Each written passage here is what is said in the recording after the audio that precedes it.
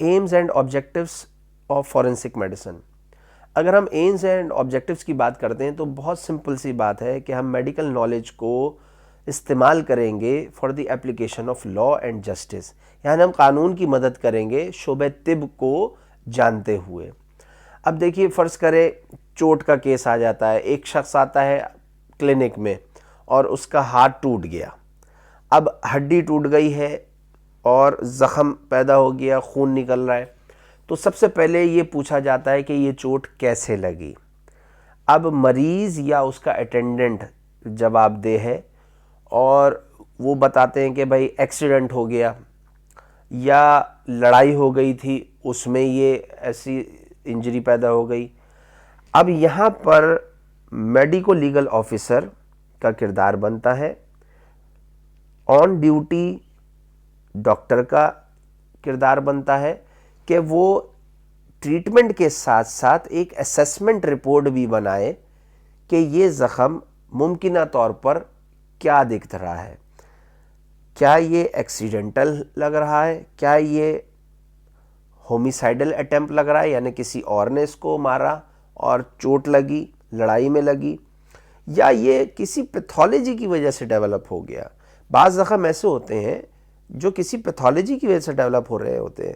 مثلا جیسے گینگرین ہے، فٹ گینگرین، جو کہ عموماً ڈائبٹک پیشنٹس میں ہوتا ہے. اب یہاں پر کوئی زخم پیدا بزور فورس نہیں ہوا، یعنی کسی نے مارا نہیں ہے، اس کے پیر کو کچلا نہیں ہے، اس کے پیر پر کسی نے ٹراما نہیں کریٹ کیا، بلکہ یہ انڈرلائنگ پیتھولوجی کا ایک سیکوینس کی نتیجے میں سامنے آیا. تو یہ بھی نالج ایک فزیشین کو ہونی چاہیے. تو الغرض انجریز کی ٹائپس اور انجریز کے ریزنز اس کا علم. اسی طریقے سے مرڈر اگر کیس ہوا ہے تو کیا وہ واقعی میں مرڈر تھا یا وہ کوئی سوسائیڈ تھا،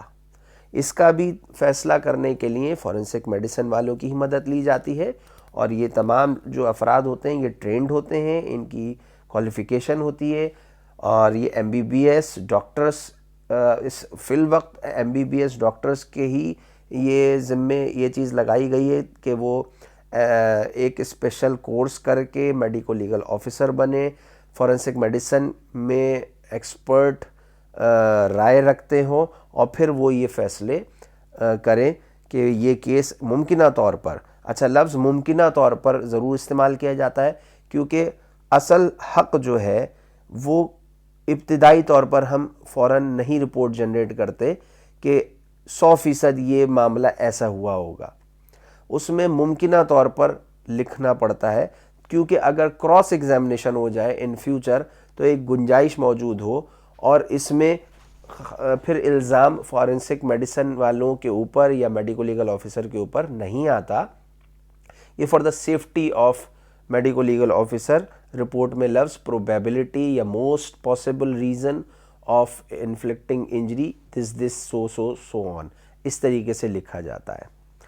تو امید ہے کہ ایمز اینڈ آبجیکٹیوز بھی آپ کے سمجھ میں آئیں گے. ابھی ہم جب فورینسک میڈیسن کی فردر برانچز دیکھیں گے تو پھر آپ کا ذہن کھل جائے گا کہ فورینسک میڈیسن کے اندر اور کون کون سی چیزیں ہیں جو سپورٹ کر رہی ہوتی ہیں، اور کون سی فردر برانچز ہیں جن کی کمیولیٹیو نالج رکھتے ہوئے ہم کسی ایک حتمی نتائج تک، ممکنہ حتمی نتائج تک پہنچتے ہیں.